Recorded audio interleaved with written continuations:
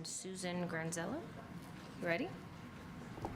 As ready as I'll ever be. Right now, I'm channeling Linda. I want you to know. So, thank you, Chair Richardson. We're now on Agenda Item G, Legislation Program Update. There are 3 handouts before we get into the weeds that have to do with what we'll be discussing during this. It is the legislative analysis and Senate bill for Senate Bill 144, those 2 pieces. And then also something that came up, and I'd like to say thank you, Chief. The update on the legislation, which is in a table format, which you can use to follow along during our discussions here. So that's what we'll be using. So number 1, committee chair update is for the meeting on May 13th. We had a committee meeting. With Linda Clifford's departure from the board, Board Chair Richardson asked me to chair the legislative committee on an interim basis, which will be probably 24 hours. I'm happy to do it. We will be updating the board on all 12 bills discussed and voted on at the committee meeting in May, plus an additional bill, SB 144, that was not previously reviewed by the board or legislative committee. Legislative Chief Mike Jamneski will provide more information about that when we get to that discussion. That brings us to agenda item G1A. So that would be the status update, and I do emphasize status update on future meetings regarding appropriate license classifications to install energy storage systems. This item is an update, status update only. No action is required from the board. The background is on March 21st, 2019, the board unanimously adopted the following motion, and I have been told this is verbatim from Dave.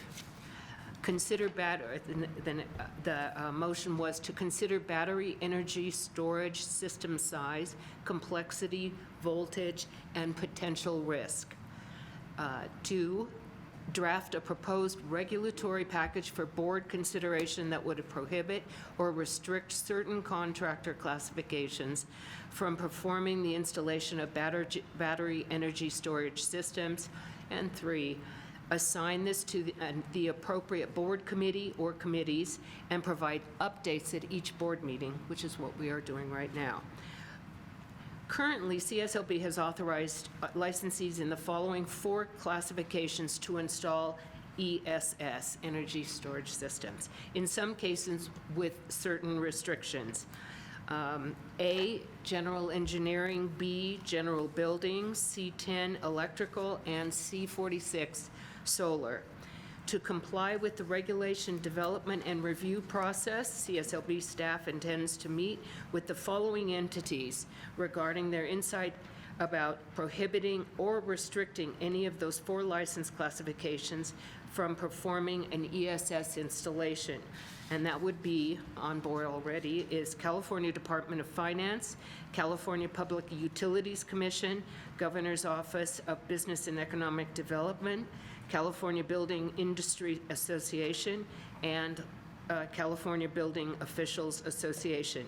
In May, CSLB executive staff met with leaders of the electrical, solar, and home building industries to discuss next steps. At this meeting, CSLB staff shared its plan to meet with the entities I just described to obtain their insight regarding the development of the proposed regulatory language. Meeting participants recommended CSLB also meet with the California Energy Commission, State Fire Marshal, and possibly the Office of Planning and Research, Housing and Community Development, and/or the Building Standards Commission. A summary of this meeting, should you have any questions, is posted on the CSLB website under Energy Storage Systems page. So there is the detail. CSLB staff will schedule meetings with these different entities throughout the months of June and July. Staff intends to convene a separate legislative committee meeting in late July or early August to present the proposed regulatory language for review and possible recommendation to the full board. Again, no action is required from the board on this item. It was our update. Any questions from the board? Any comments from the public? All right, good. Then we will go to item 2, review, discussion, and possible action on 2019-20 pending legislation. So you have the legislation there. We are now on page 100 of your packet. It's an exciting review, so get ready. There are 13 bills on which the board will be asked to take a position. There's a handout in front of you in the table which states the position that the Legislative Committee took on May 13th with a current status of the bill, which I understand could change as quickly or as recently as yesterday. So that's what Chief. I will briefly introduce each bill, and then Chief of Legislation Mike Jamnetsky will take us through any information we need to know about each bill, and after which I will ask for public comment and board member comment, and then we will proceed with a motion. I believe we can do this quickly, one bill at a time. Okay, to begin. SB 601, Morrell, State Agencies, Licenses, Fee Waiver. The Legislative Committee took a support position on this bill at its meeting in May. Mike, anything to add? Just that the bill allows but does not require us to waive certain fees for licensees that are impacted in a disaster zone. When I was a manager of licensing, it happened every once in a while. Someone would say, I don't have my renewal, my house burned down. There's no reason not to waive those fees if we need to or would like to. Motion to support. Second. I have to do, I thought you already had committee motions that were voted on by the legislative committee. Is that correct? it was their recommendation that the board support the bill. Right, so they voted that motion forward for the board's consideration. So it's Did we Are do they it? fully So formed We don't then? need a first or second. We don't ask need a for first, public comment. then we need Phyllis. So For it, comment? yeah. Any public comment? First, yeah. Board comment? and then you have the language here. It's a recommendation from a committee, so it's a fully formed motion. And Oh. yeah, we're almost there. That's a nice way of saying, read your instructions, Susan. Thank you. So what we will do is, we've asked for the public comment and the board comment. Please, Phyllis, please take the roll. Didn't you have a comment? Oh, Oh, okay. Marla Richardson, Aye. Kevin Albanese, Frank Altamura, Aye. Augie Beltran, David Delatorre, Aye. Dave Diaz, Yes. Susan Granzella, aye. Joan Hancock, Mike Layton, Aye. Frank Shenner, Johnny Simpson, Nancy Springer. Yes. Motion passes.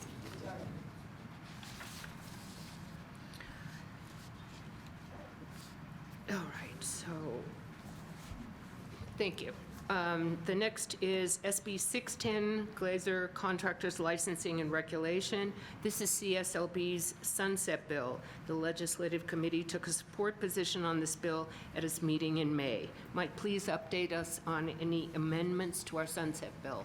Yes, so this is our sunset bill. If you don't mind looking at page 113, I'm going to talk about 3 amendments that are not in print yet, but that we're working with Glazer's office on.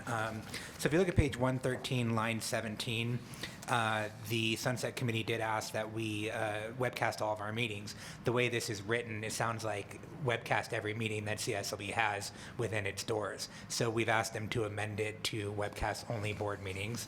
That's going to be one amendment. On page 115, line 40, We've already mentioned the bond study. The legislature initially gave us till 2024. I think everybody sort of realized that we don't need that much time, and what's going to be in print hopefully in a couple weeks will be 2021 and not 2024 for the bond study.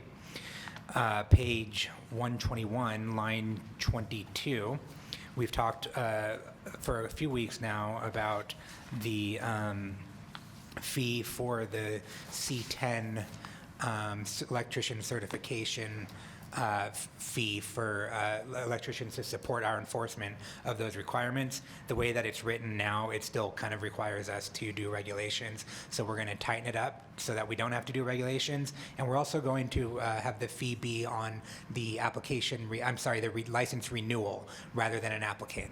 So it didn't seem fair to require new electricians who are coming to get their license to assess the fee on them. Rather, it should be assessed on existing C10s on their license renewal, which will give us a more robust financial backing than the intermittent C10 applicant. And then finally, we're working with a cleanup to our cash deposit bill from last year. There needs to be a couple of technical cleanups, and that's going to be in print soon as well. That's the update on the sunset bill. Thank you. Are there any comments from board members? Does any member of the public have a comment? The legislative committee recommendation is that the board vote to support this bill. Phyllis, please call the roll. Oh, any public comment on this? Just a point of order, do we need a motion on those amendments to support those? Would that be cleaner?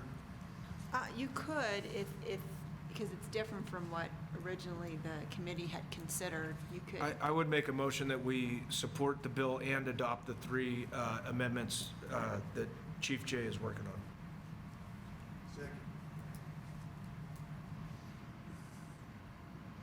All right. So public comment and board comment. Phyllis, please take the roll. Thank you. Morrell Richardson, Aye. Kevin Albanese, Aye.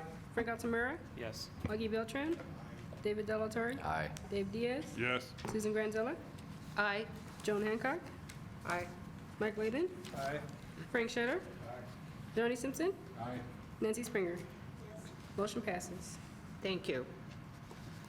The next is AB 613, low professions and vocations regulatory fees. The legislative committee took a support, if amended, position on this bill at its meeting in May. Mike, anything to add? Yes, if you don't mind referring to page 128, line 3. This bill, which would be great for us to raise our fees without having to require regulation or statute.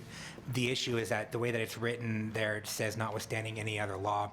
It may not have been intended, but the way that's written, it sounds like it precludes us from raising fees for any other reason than what's in this bill, which is to raise in consistency with the consumer price index. So all we're asking for is to retain our existing authority to raise fees by regulation or statute, and not have this notwithstanding any other law provision. I mention that because the author's office, the Assembly Business and Professions Committee, agrees, and they are putting in this change. So unfortunately, it's not in print at this moment. So the position is support if amended, and it should be in print on Monday. So from a legal perspective, I wouldn't recommend, until you have in print the amendments, changing your position, but what you could do is accept the committee's recommendation and then do a new motion that delegates to a single person the authority to change your position if you don't want to have another meeting between now and the next board meeting that's scheduled for September, to figure out whether that amendment that he spoke about has actually been taken, so you can switch your position, if that's what you want to do. If you don't, you could just leave it as support if amended, and then at the next board meeting, you could change it at that point. Well, what we were going to do is to suggest that we delegate to the registrar the authority to amend the position to full support if it is done, if the amendments are made to address the board's concerns. And that would be a separate motion, I understand, after our roll call. After you do the legislative committee's motion. Right. Okay. So I think the next thing would be to do the roll call, and then we do the motion for the authority. Phyllis? For expediency, can we just make that motion to, if adopted as, we are supportive amend, if those amendments are adopted, we delegate to Chief Registrar, I'd make that motion. Yeah, I mean, you can consider both motions at the same time, sure. So And- if you want to make a second motion to, after the Ledge Committee's motion, yeah. go ahead. You No, forgot- That's what want I one- meant. I meant yes. you could have both at the same Yeah, time. you're jumping ahead way too fast, Kevin. Just kind of let it flow. So Susan, you forgot to ask for public comment on that last one. You're right. Public comment? And that would be for the recommendation to support. Supportive If amendment from the amended. committee, so. Right. Yeah. No public comment, so now we would take the roll call. Marla Richardson, Aye. Kevin Albanese, Aye. Frank Altamura, Aye. Augie Beltran, David De La Torre, Aye. Dave Diaz, Yes. Susan Granzella, Joan Hancock, Aye. Mike Layden, Frank Shetter, Johnny Simpson, Nancy Springer. Yes. Motion passes. Make a second on Albanese's motion. The motion was to adopt both, but we'll just adopt that Chief, or the Registrar would have the authority to change our position to a full support if it is amended as stated by Chief Jay. Any questions by the board? Any questions from the board? Any questions from the public? We have the motion. And Phyllis? You were the second. And Phyllis? Marla Richardson, Aye. Kevin Albanese, Frank Altamura, Aye. Augie Beltran, David De La Torre, Aye. Dave Diaz, Yes. Susan Granzella, Aye. Joan Hancock, Aye. Mike Layden, Aye. Frank Shetter, Johnny Simpson, Aye. Nancy Springer. Yes. Motion passes. Thank you. The next is AB 193, and that is from Patterson, Professions and Vocations. The Legislative Committee took a watch position on this bill at its meeting in May. Mike will be waiving comment, as this is now a 2-year bill, and there is nothing to add to the discussion. The Legislative Committee recommendation is that the board vote to watch on this bill. Any public comment on this motion? Board comment, and Phyllis, would you please call the roll on this? Marla Richardson, Aye. Kevin Albanese, Frank Altamura, Aye. Augie Beltran, David De La Torre, Aye. Dave Diaz, Yeah. Susan Granzella, Joan Hancock, Aye. Mike Layden, Frank Shetter, Johnny Simpson, Nancy Springer. Yes. Motion passes. Thank you. Next is AB 1024, Home Inspectors Licensing Contractor State License Board. The Legislative Committee took a watch position on this bill at its meeting in May. Again, Mike will be waiving comment, as this is now a 2-year bill and there is nothing to add to the discussion. The Legislative Committee recommendation is that the board vote to watch on this bill. Any public comment on this motion? Phyllis, please call the roll. Marla Richardson, Aye. Kevin Albanese, Frank Altamura, Yes. Augie Beltran, David De La Torre, Aye. Dave Diaz, Yes. Susan Granzella, Aye. Joan Hancock, Mike Layden, Frank Shetter, Johnny Simpson, Nancy Springer. Yes. Motion passes. Thank you, Phyllis. The next is AB 1551, Property Assessed Clean Energy Program. The Legislative Committee took a watch position on this bill at its meeting in May. Again, Mike will be waiving comment. You don't have much work to do today. Mike will be waiving comment, as this is now also a 2-year bill, and there is nothing to add. The Legislative Committee recommendation is that the board vote to watch on this bill. Any public comment on the motion? Phyllis, please call the roll. Marla Richardson, Aye. Kevin Albanese, Frank Altamura, Augie Beltran, David De La Torre, Aye. Dave Diaz, Yes. Susan Granzella, Joan Hancock, Aye. Mike Layden, Frank Shetter, Johnny Simpson, Nancy Springer. Motion passes. So that brings us to SB 255, Women, Minority, Disabled, Veteran, and LGBT business enterprise procurement, electric service providers, energy storage system companies, community choice aggregators.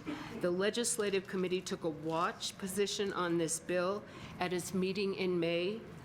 Okay, Mike, anything to add?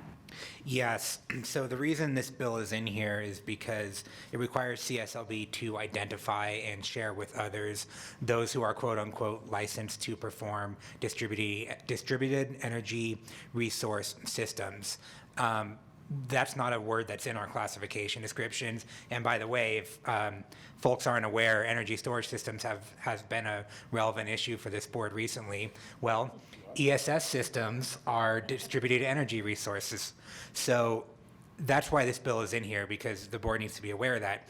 Well, the bill defines distributed energy resources using the Public Utilities Code, which in turn defines distributed energy resources using the CARB, the California Air Resources Board regulations. Long story short, I was able to get a hold of CARB. What they're talking about here is systems that give off emissions. So we're talking about engines, turbines, fuel cells, and PV cells. Long story short, we're no longer talking about ESS batteries. So that's great. So let's watch the bill. That's all. Thank you, Mike. Are there any comments from board members? Any comments from the public? The Legislative Committee recommendation is that the board vote to watch this bill. Any public comment on the motion? Phyllis, please call the roll. Marla Richardson. Aye. Kevin Albanese. Frank Altamura. Yes. Augie Beltran. David Delatorre. Dave Diaz. Yep. Susan Granzella. Aye. Joan Hancock. Aye. Mike Layden. Frank Shatter. Johnny Simpson. Nancy Springer. Motion passes. Thank you, Phyllis. The next is SB 556, Professional Land Surveyors and Engineers. The Legislative Committee took a watch position on this bill at the meeting in May. Mike, anything to add?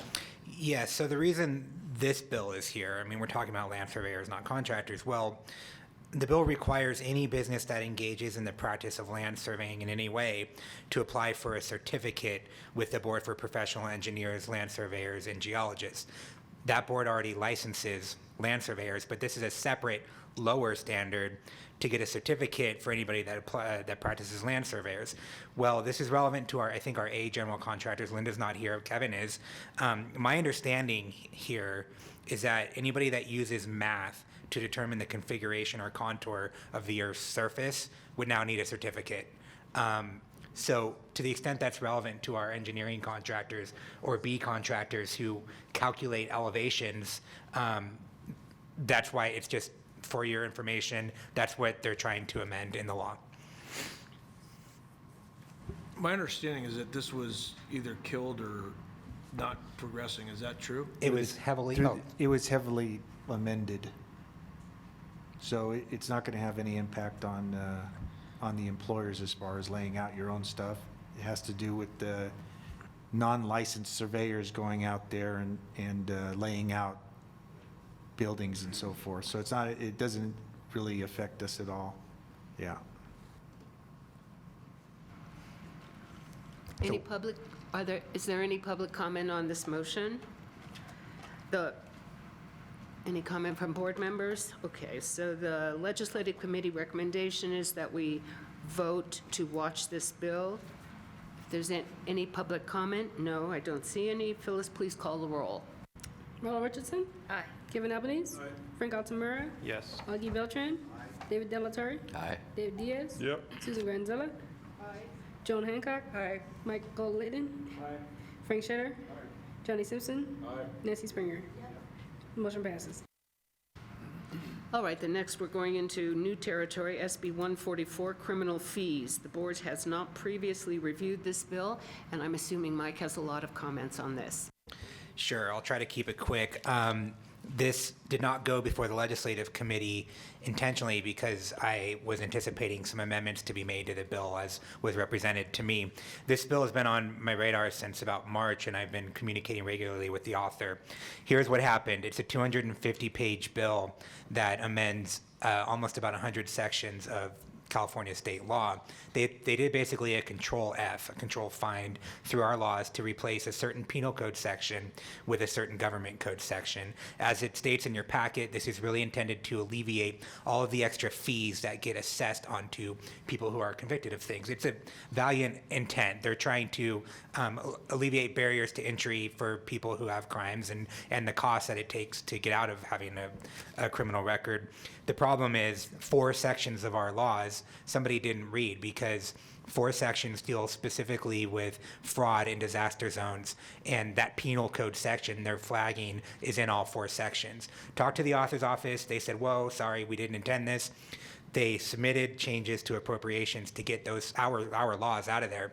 For reasons that I don't know and the author does not know, appropriations did not make those changes. So I was given permission from the author's office we don't need their permission, but they said, please go ahead and oppose, and we'll try to deal with it. They're going to try to remove the sections. We'll get some help from Assembly BNP if we need to, but that's what's happening with this bill. Thank you, Mike. The staff recommendation is that the board vote to oppose unless amended in this bill. Any questions from the board? Any comments from the public? Is there a motion from the board? I make that motion. Thank you.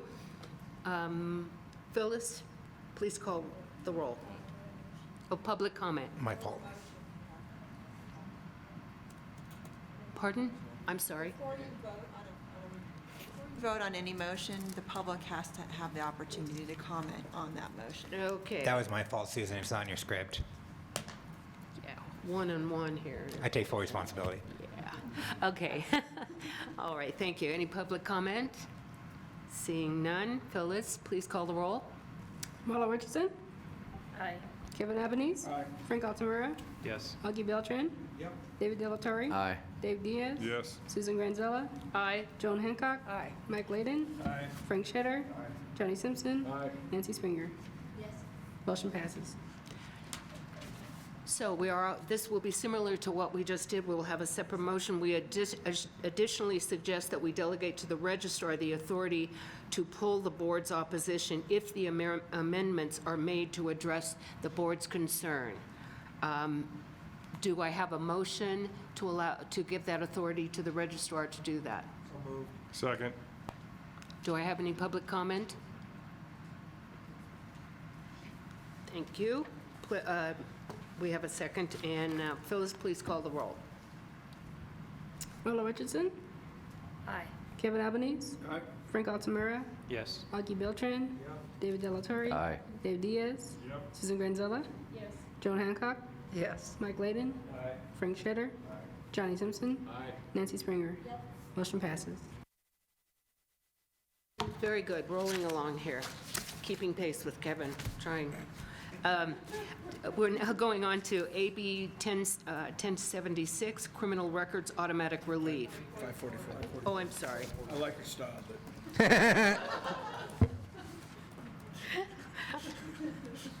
Okay. And, hold on. Item J. There it is. I think it was the stapling that threw me off. AB 544, Profession and Vocations, Inactive License Fees and Accrued and Unpaid Renewal Fees.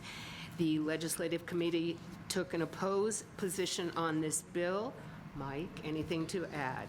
Yes, the opposition was because it was going to be a $300,000 hit to us every year. Well, the bill did not make it out of Appropriations Committee. So it is very technically a 2-year bill, but we'll most likely see it fade into nothingness in September. But that's the update. Thank you. So even though January. that's probably what will happen, it hasn't happened yet. So just out of an abundance of caution, I would recommend still voting on the committee's recommendation, simply to make sure you secure your position on this bill in case. I've seen things that everybody assured me AB 2138 wasn't going to go anywhere, and look where we are. So I would suggest that you keep that motion on your table to vote on today. So what you're saying is we need a motion to oppose. Well, I We think already the have that. committee already did right? Didn't the committee? Yes. Yeah, So it's so- just the committee's recommendation you would be voting on. Yeah, so Okay. just, yeah. All right, any public comment on the motion? We don't see any, so Phyllis, please call a roll on this. Ronald Richardson, Aye. Kevin Ebenez. Frank Altamura, Yes. Augie Beltran. David Delatorre. Aye. Dave Diaz. Yes. Susan Granzella, Aye. Joan Hancock, Mike Gladen, Aye. Frank Shetter, Johnny Simpson, Aye. Nancy Springer. Motion passes. Thank you. Now we are on to AB 1076, Criminal Records Automatic Relief. The Legislative Committee took an opposed position on this bill. Mike, what do you have to add? Yes, so this would preclude the Department of Justice from disclosing certain arrests and convictions for felonies and misdemeanors from the rap sheet. They would just erase it. So this would apply to misdemeanor arrests that have gone 1 year from the date of arrest. If 1 year elapses without a conviction, those would get erased. My understanding is that happens all the time. So we're talking about conceivably a lot of arrests that don't result in a conviction within 1 year for any misdemeanor. And then felony convictions resulting in jail if 2 years have passed from completion of the sentence. So we're talking about, felony embezzlement or diversion of construction funds. If somebody goes to jail for that, gets out, completes their sentence, and 2 years go by, that's no longer on the rap sheet as well. And the other final issue with this is, there's some confusing language that conflicts with 2138, which Chrissy just mentioned. So those are the reasons that the Legislative Committee took in opposition. So the Legislative Committee recommendation is that the board vote to oppose this bill. Any public comment on the motion? And Phyllis, please call the roll. Ronald Richardson, Aye. Kevin Ebenez. Frank Altamura, Yes. Augie Beltran. David Delatorre. Aye. Dave Diaz. Yep. Susan Granzella, Aye. Joan Hancock. Mike Gladen, Aye. Frank Shetter. Johnny Simpson, Aye. Nancy Springer. Motion passes. Thank you, Phyllis. We're almost there. AB 1545, Civil Penalty Reduction Policy. The Legislative Committee took an oppose on this position, and Mike, again, tell us why. Yes, this was, it would have required us to reduce civil penalties for small businesses, which conflicts with one of my alleged objectives, so really it was a personal attack. I'm just kidding. But this bill also failed to get out of appropriations as well, so same deal as 544. So the Legislative Committee recommendation is that the board vote to oppose this bill. Any public comment on the motion? None. Phyllis, please call the roll. Ronald Richardson, Aye. Kevin Ebenez. Frank Altamura, Aye. Augie Beltran. David Delatorre. Aye. Dave Diaz. Susan Granzella. Joan Hancock. Mike Gladen. Frank Shetter. Johnny Simpson. Nancy Springer. Motion passes. All right, what looks to be the last item on this list, SB 53, open meetings. The Legislative Committee took an opposed position on this bill, and Mike, tell us why. Yes, so this bill would subject two-person advisory committees of state boards to the Open Meeting Act, which this meeting right now is subject to the Open Meeting Act. Kevin, in his enforcement update earlier, mentioned our workers' comp advisory committee. We do these advisory committees, and they're designed to fact-find, not set policy. Well, this bill would require these two-person advisory committees to be subject to the Open Meeting Act. It would put a cog in a lot of our functioning wheels that we do here. If you look at page 236, you'll see that this has been introduced and passed with flying colors through the legislature more than once in the last few years, and was vetoed each time by Governor Brown for the reasons I just specified. He believes that it would slow things down, but we now have a different governor. So this one's also flying through the legislature as well. But the opposition is because this would hamper our efforts to just do some basic work on various issues with two people advisory committees. Thank you. The Legislative Committee recommendation is that the board vote to oppose this bill. Any public comment on the motion? Phyllis, please call the roll. Ronald Richardson, Aye. Kevin Ebenez. Absolutely. Frank Altamura, Yes. Augie Beltran. David De La Torre? Aye. David Diaz? Yes. Susan Granzella?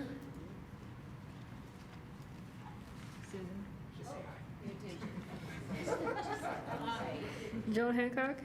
Aye. Mike Layden? Frank Shetter? Johnny Simpson? Nancy Springer? Motion passes. Thank you. Can I ask to Chief Jay, I guess, would it be appropriate to, assuming this gets out, authorize or make a motion that we send a letter to the governor with our strong opposition to this? It's my job to communicate the position of this board on all of these bills to the governor when it gets through, and Okay. through each committee as each bill goes through, so absolutely. So you don't need anything else Do from you us in the event? Maybe I'll ask between you, meetings? you or anybody on the board to sign the letter, and I'll have you review it as well. But it's not necessary for a full board No. approval? Okay. I mean, that's the assumption that whenever a board in the department directs its staff to take a position, that a letter confirming that position is sent to the relevant parties. The question is, who do you want to sign? And typically, it's the chair or legislative chair, or it could be the registrar. It depends on who you would like to and who's available. Really, it's availability typically an issue, but. Okay, thank you. The third item, the next item is review, discussion, and possible action on legislative proposal to seek continuous appropriation for construction management education account. On page 245 is a legislative proposal that would allow the board to grant all but $50,000 in the construction management education account, CMEA, to schools each year without seeking an annual budget authority from the legislature. And Mike, tell us why. So this would just allow us to keep our fund continuously appropriated for reasons that are relatively complicated. We recently learned from DCA budgets that it wasn't continuously appropriated, and some years ago our fund dipped low, and DCA had lowered the allowable budget authority. So this has limited our ability to disperse funds for this account. This proposal would allow us to maintain those funds at a reserve. And I'm hoping to get it in the sunset bill, which I've gotten some positive feedback from the Senate on that as well. If folks don't mind, if we could back up for 1 second, I wanted to clarify on writing letters on bills. If the board doesn't object, I don't intend to write a letter for the two bills that are near dead. I don't want to write an opposition on items that have that are probably going to be something else in a few weeks. Does anybody have any thoughts on that? It's custom. It's practice. Well, I don't know the value of taking a position if it's not communicated. So usually, I mean, how long the letter and how detailed it has to be is completely up to staff's discretion. But communicating the board's positions typically expected that you will write the letter confirming their position. So that would be my recommendation, but it's up to you all whether you want to accept them from that practice. Through the chair, even though the bills are dead, if we want to keep them dead, just write the letter. Yeah. Back to CMEA. I don't have anything further unless there's any questions. If I could provide clarification with that, when we look at continuous appropriation, it allows us to be flexible on the amount that we can disperse. So when we're doing it in the governor's budget, they set an amount. So right now it's been set at $100,000. So if we get an influx of money, we want to have the CMEA committee be able to disperse more money every year and have that flexibility ongoing. So that's really kind of the intent of trying to have that continuous appropriation and flexibility with the funding. I guess, Sorry. Is this changing existing policy or merely clarifying what we thought was the rule, a past rule? It would change the law, but it does what you just stated. Okay. Thank you. Did we have board comments? Yes. Go, Christie, go, Christie. Not ignoring you. So, okay, sure. So my only concern about putting this in the sunset bill is from my experience, these continuous appropriation things can be touchy. And I'm not, do you know where the administration is on stuff like that? I'm just concerned about trying to put it in the sunset bill. We want to continue to exist, and I don't want to raise any flags. And, you know, continuous appropriation issues can be a flag for some governors, and I don't know how this governor would feel about this type It of was, thing. our attempt to do this 5 or 6 years ago was not received favorably by the legislature. So another option is to float it as a, Cleanup. So, but what was done 5 or 6 years ago did not have a reserve. So we think what we're doing with this ledge proposal is really showing the intent that we will never dip below $50,000, which gives that assurance that there's money in the fund. So that's a big distinction.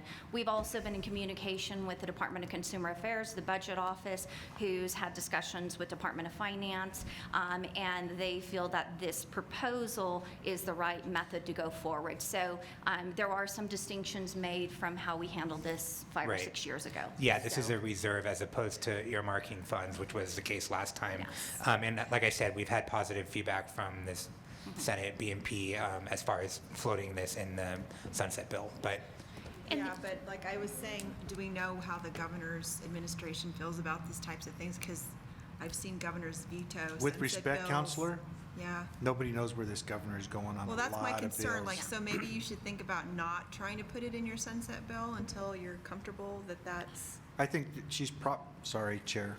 I think she's probably right on that one. Until we get a feel for where the governor's going, and that'll probably be right after this legislative season, we'll get a feel for where he's at. And then I think we'd probably be more comfortable in doing that. easily done, I can float it around in October instead of in the sunset Yeah, bill. and it still gives you a chance to kind of get a feel for the gov and Right. where everybody else is. Okay. Any other comments from board members? Any public comments? So the legislative committee recommendation is that, well, we're not going to put it in the sunset report, though. So the recommendation, Change to a watch Well, position? the recommendation's the same, where, yeah. okay. So the legislative committee recommendation that the board directs staff to seek continuous appropriation from the legislature for the construction management education account that will allow CSLB to spend all but $50,000 of CMLEA annually. Any public comment?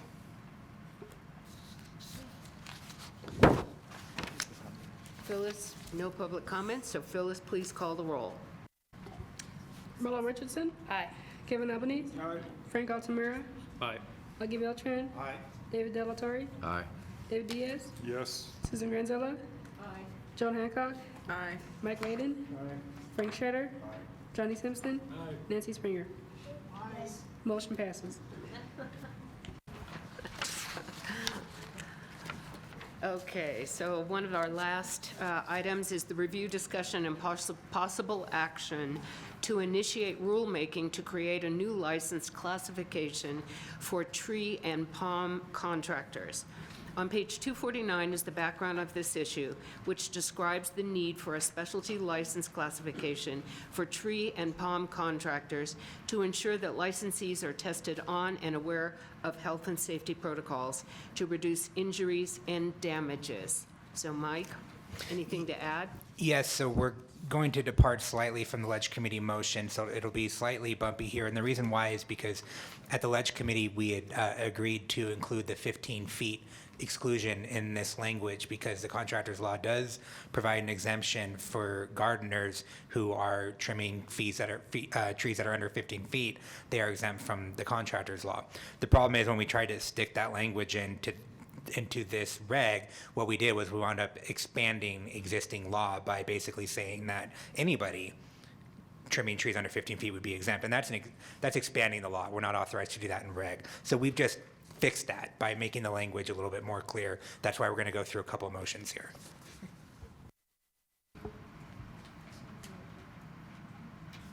So the legislative committee recommendation was that the board consider approval of the draft regulatory text for sections 832 and 832.49 for using option 1, which is on page 253 of your packet.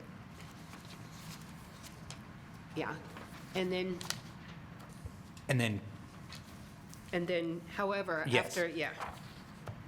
I'm still following. I think I'm even on the right page. However, after careful review of the legislative committee motion, council and staff recommends further clarifying the motion and the change that was recommended to the regulatory language. If you could please refer to option 2 in the packet on page 253 and 254 for the new regulatory language, which was revised after the legislative committee meeting. And Mike, go ahead and explain what those were. Yes, so just what I just described, the bottom of page 253 is clarifying that we're not going to expand existing law. We're just going to continue with the intent of that section, which is clarifying that we're talking about nursery persons and gardeners, not everybody in the world. Thank you. With that said, do I have a motion to reject the legislative committee motion and make a new motion approving the draft regulatory text for sections 832 and 832.49 using option 2? Second. Thank you. And any further questions from the board? Any comments from the board? Public? And we have them. Just one question. Is this suggesting that you have to have a license just to plant small trees? So the exemption, if you look on page 250, it's sort of like the second paragraph from the bottom. The current law says you are a contractor if you perform tree removal, tree pruning, stump removal, or engage in tree or limb cabling or guying, period. So you're a contractor if you're doing those things.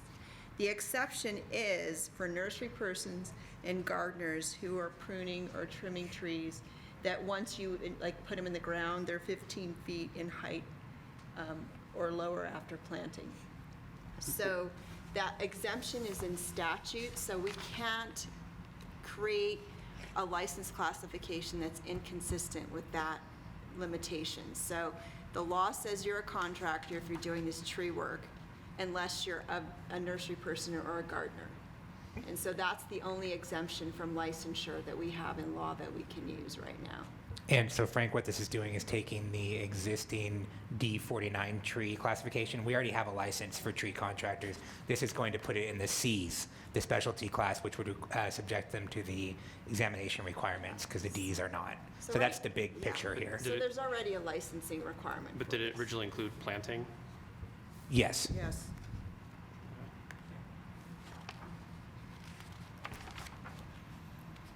All right, so we have the clarification there, but we have a motion. I'll read the motion again, to reject the legislative committee motion and to make a new motion approving the draft regulatory text for sections 832 and 832.49 using option 2 on page 243. And we have a motion. Second. And we have a motion and a second. Is there any comment from the public? Phyllis, please call the roll. Ronald Richardson, Aye. Kevin Albanese, Aye. Frank Altamura, Aye. Augie Beltran, David Delatore, Aye. Dave Diaz, Yes. Susan Granzella, Aye. Joan Hancock, I gotta abstain. Mike Layden, Aye. Frank Cheddar, Johnny Simpson, Aye.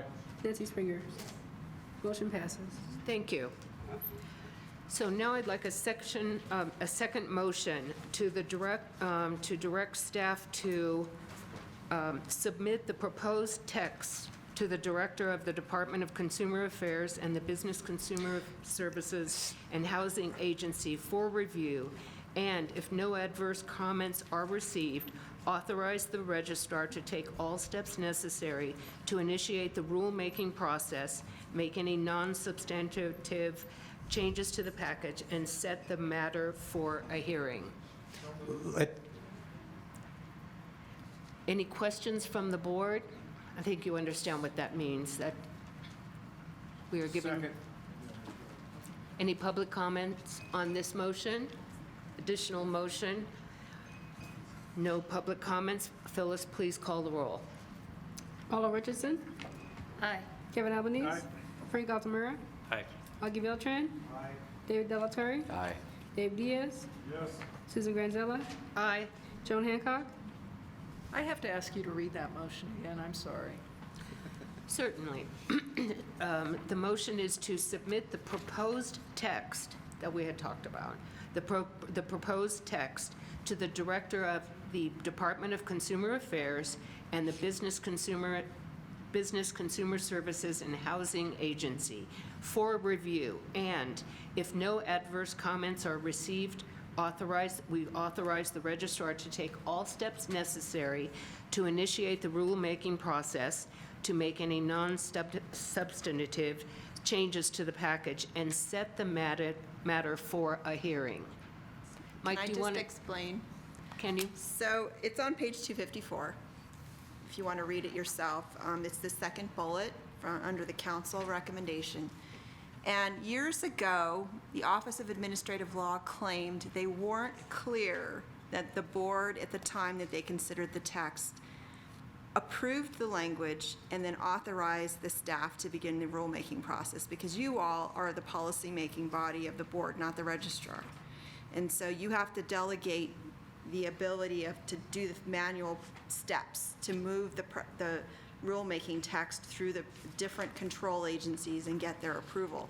And so OAL kind of came up with this motion that you see that's very long-winded and wordy, and it's their kind of requirement that we show them that this staff and I have been authorized to move the text through the different agencies and to set the matter for hearing and take public comment, and also to make non-substantive changes like, you know, if there's a comma that's misplaced or a spelling error or a, you know, numbering change that doesn't change the content, we don't have to bring it back to you and have you approve it again. So that's why this motion is the way it's written. I know it's kind of unwieldy, but it's something that OAL really necessitated, because we used to just say approved, right? And it was understood that we had to submit it to the director and submit it to the agency, because they have to sign off on the packages or OAL will reject it and disapprove it. But OAL didn't feel like that was clear. So that's why it's written like this, sorry. So in English, we're letting Dave run it up the flagpole. Yes. Take any comments. They like it, they don't. When we bring it back to you, There you go. you're going to get the comments from the public and anyone that has any issues with the way the text is written. There's a hearing, you get to hear comments, and then, because we haven't done this in a while, so I know you probably don't remember, but, so after that's done, then we'll have another motion that's going to be like this, wordy and windy and long-winded, and unfortunately, so, sorry.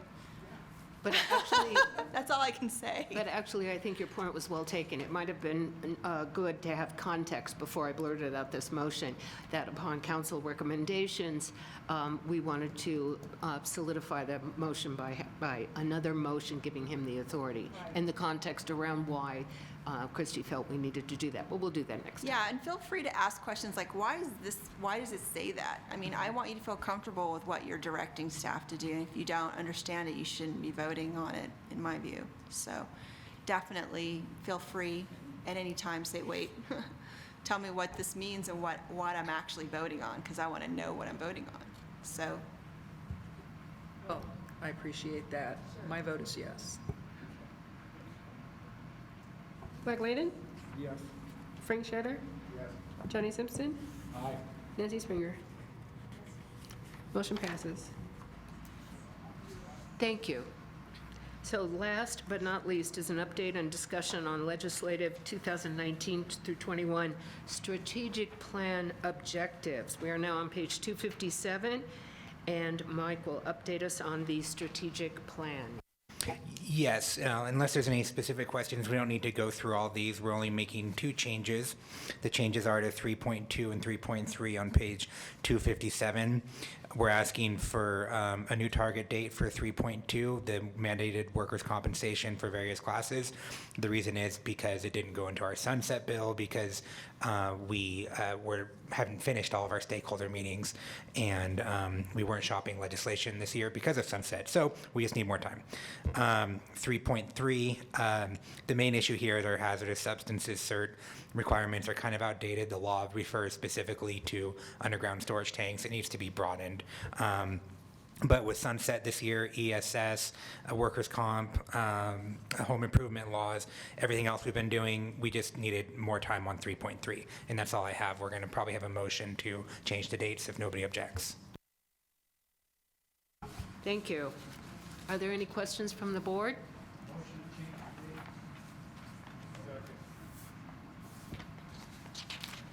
I was almost there. Is there a motion from the board? I'm following the script. You got a motion in a second. Yeah, and public comment on changing the strategic plan objectives, no public comment. Phyllis, would you, the motion, Marla Richardson, Aye. Kevin Albanese, Frank Altamira, Yes. Augie Beltran, David Delatorre. Aye. Dave Diaz. Susan Granzella, aye.